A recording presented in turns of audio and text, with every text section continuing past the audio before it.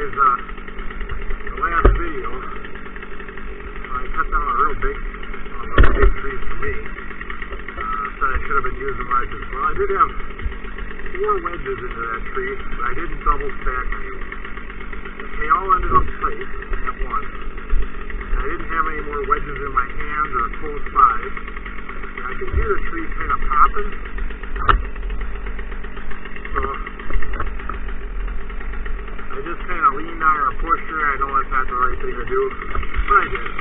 So we'll try not to do any of that today. So here we go. So our first cut here.